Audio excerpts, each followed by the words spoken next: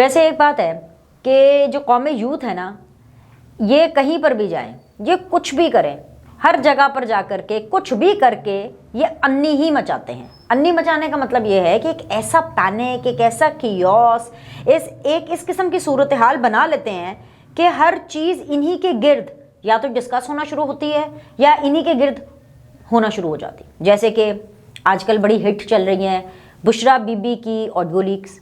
ये वो वाली ऑडियो लीक्स है जो उनकी अपने वकील लतीफ़ खोसा साहब के साथ लीक हुई, जिसका एक हिस्सा लीक हुआ। अभी पहला और दूसरा हिस्सा या बहुत और ढेर सारे हिस्से लीक होने हैं। ये भी सबको पता है कि लीक होने हैं, हमें भी पता है कि लीक होने हैं, इनको भी पता है कि लीक होने हैं। तो भाई ये लोग गए अदालत में और अदालत में जाकर के इन्होंने कहा कि भाई लीक से रोकें, हमें डर लग रहा है, हमारी रेपुटेशन है, हम हरास हो रहे हैं, ये मत लीक ना करें, लीक हमें सूट नहीं करता।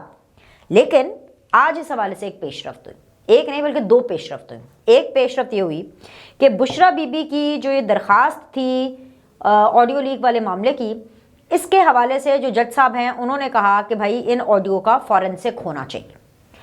अब फॉरेंसिक तो होना चाहिए, बिल्कुल होना चाहिए, लेकिन ये जो फॉरेंसिक है ना, ये पिंकी पीरनी और लतीफ़ खोसा साहब को महंगा पड़ जाएगा। लतीफ़ खोसा साहब ऑलरेडी इस चीज़ को एक्सेप्ट कर चुके हैं कि यह आवाज़ उनकी है।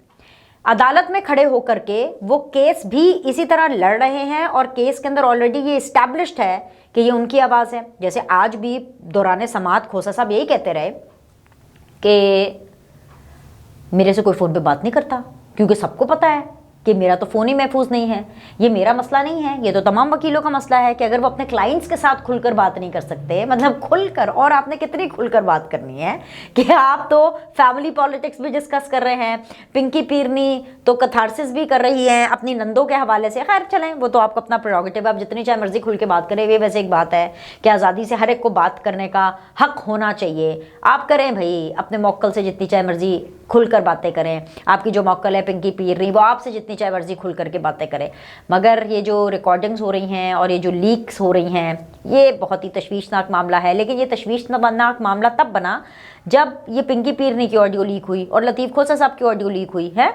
जब किसी और की ऑडियो लीक होती है या जब किसी और की ऑडियो रिकॉर्ड की जाती है और जब पता होता है कि रिकॉर्डिंग्स हो रही हैं, तो तब किसी को कोई प्रॉब्लम नहीं होती। ये बात मैं कोई 1000 दफ़ा कह चुकी हूँ, मज़ीद 2000 दफ़ा भी मैं ये बात कहूँगी, क्योंकि गलती होता है। मगर यहाँ पर एक ट्विस्ट है।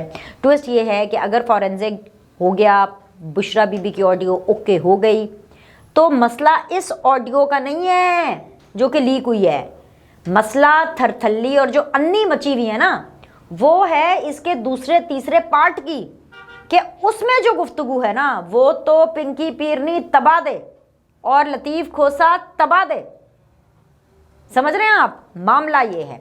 तो दूसरी तरफ जो इस हवाले से डेवलपमेंट है, वो बहुत बड़ी डेवलपमेंट है। वो इतनी बड़ी डेवलपमेंट है कि जब इस हवाले से बात हो रही थी, इस्लामाबाद हाई कोर्ट ने FIA को कहा कि जब आप इसका फॉरेंसिक कराएं तो बात जब निकलेगी तो दूर तलक जाएगी। यहाँ पर भी बात दूर तलक गई। यहाँ पर बात इस नहज तक पहुँच गई कि बिग बॉस का जिक्र हुआ। अरे भाई, वो सलमान खान वाले बिग बॉस का नहीं जिक्र हो रहा, बिग बॉस 17 का नहीं। यहाँ पे जो इस बिग बॉस का जिक्र हो रहा है ना, वो आप समझे एजेंसियों के सरबराहों की बात हो रही है। मतलब ये लोग तो नहीं करते, तो इशारों किनारों में बात करते हैं। मैं आपको बता देती हूँ, ये बिग बॉस यहाँ पर एजेंसीज के हेड को कह रहे हैं। साथ ही साथ जी खोसा साहब ने कहा कि कोई मुझसे बात नहीं कर रहा। फिर जज साहब ने कहा कि वैसे मतलब आप मफरूज़े के ऊपर तो बात ना करें ना, कि जी ये कौन रिकॉर्ड कर रहा है, कहाँ रिकॉर्ड कर रहा है। खोसा साहब ने कहा कि भाई पता है सबको कि कौन ये रिकॉर्डिंग्स करता है।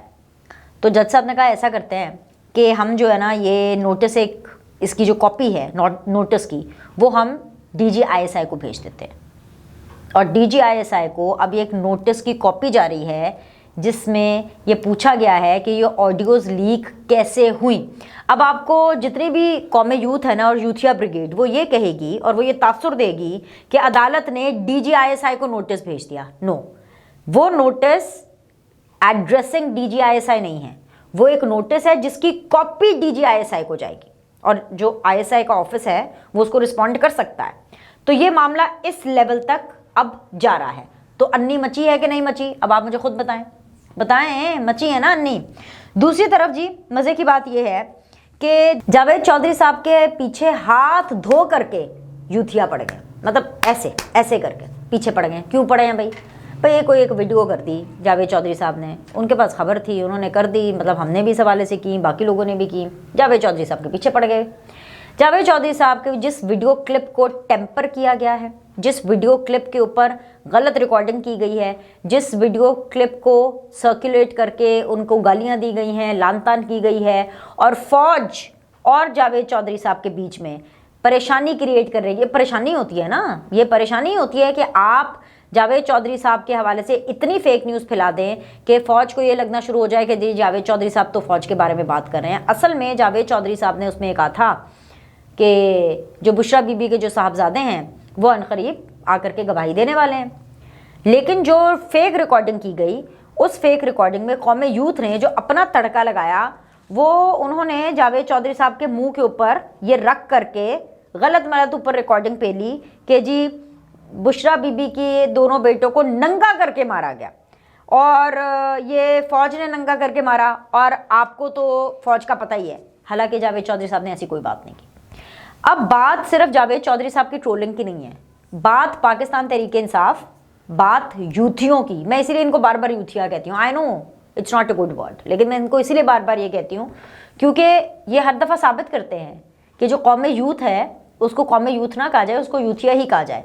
इनको दूसरों की इज्जत की तो कोई परवाह होती नहीं है, राइट? अपनी इज्जत की तो कर लें। पहले क्या होता था कि अगर कोई भी पाकिस्तान तहरीक इंसाफ का जो शख्स है उसको अदालत और जेल में लेके जाया जाता था तो इमरान खान साहब उसके बारे में झट से कह देते थे कि इसके साथ ज्यादती हुई है, यानी जिनसी ज्यादती हुई है। हालांकि वो इदारों की कस्टडी में हो, ये आपकी पुलिस की कस्टडी में हो, जिस्मानी रिमांड पे हो, तो ये इमरान खान साहब बगैर सोचे समझे बोल देते थे। इनका ये जो नंगेपन का शौक है ना पीटीआई का और यूथियास का, ये इनका ख़त्म नहीं हो रहा।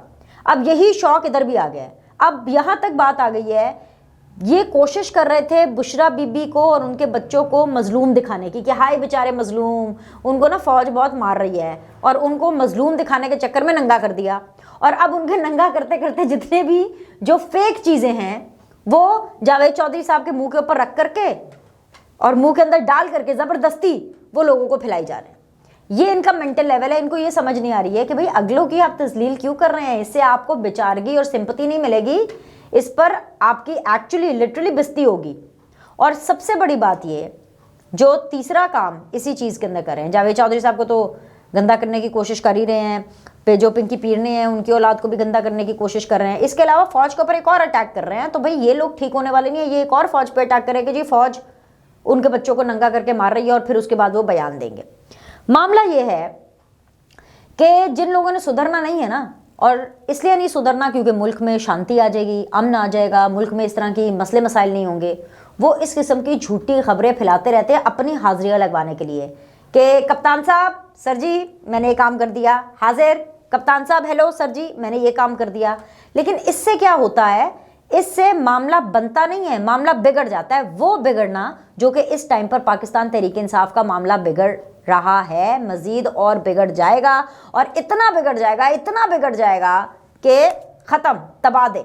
और कितना तबाह करना है इमरान खान साहब आपने। अब जैसे एक और मामला इमरान खान साहब ने खुद बिगाड़ा, अपने पाँव पर लोग कुल्हाड़ी मारते हैं, इमरान खान साहब ने तो कुल्हाड़े के ऊपर ही पाँव रख दिया। बोल रहे थे ना, मीडिया को बोला था ना जब साइफर का मामला हुआ कि मैं जनरल बाजवा को बुलाएं आप अदालत के अंदर, मैं तो कहता हूँ जनरल बाजवा को लेकर के आए। तो भाई आपके लिए इतलान अर्ज़ है, इस हवाले से मैंने तब भी वीडियो की थी और मैंने आपको बताया था कि जनरल बाजवा साहब को आने में कोई कबाहत नहीं होगी, सिर्फ उनके ऊपर एक बाइंडिंग है कि भाईजान आप 2 साल तक अपना मुंह नहीं खोल सकते, राइट। मगर अब अंसार अब्बासी साहब ने इसके ऊपर कॉलम भी लिख दी है, अब तो इसके ऊपर ऑथेंटिक ये मोहर लग गई ना, क्योंकि अंसार अब्बासी साहब जो हैं वो इन्वेस्टिगेटिव जर्नलिस्ट हैं और उन्होंने ये कोट किया है अपने कॉलम के अंदर जो उन्होंने खबर दी है कि जी उन्होंने अपने ज़रिए यानी प्रॉपर ज़राए से जिनका कॉन्टैक्ट था जनरल बाजवा साहब से, उनसे बात की और उस जरिए ने दावा किया है कि रिटायर्ड जनरल साइफर केस में बतौर गवाह पेश होने के लिए तैयार हैं, ताहम उन्हें फौजी हुकाम से इजाज़त की ज़रूरत पेश आ सकती है। जिसका ये मतलब है कि अगर इन्होंने GHQ से इजाज़त ली, जनरल बाजवा साहब ने, GHQ ने अगर इनको इजाज़त दे दी और अगर जनरल बाजवा साहब आ गए तो फिर आ करके वो ऐसा साइफर इमरान खान का निकालेंगे, ऐसा साइफर उनको समझाएंगे, ऐसी उनको जो है ना प्रिवेसी की ब्रीच समझाएंगे और ऐसे उनको समझाएंगे कि भाईजान आपने कितना सच बोला, कितना झूठ बोला, कि इमरान खान के अंदर अगर वाकई अगर शर्म नाम की कोई चीज़ होगी ना तो वो दोबारा इस तरह की कोई हरकत नहीं करेंगे। मगर मामला ये है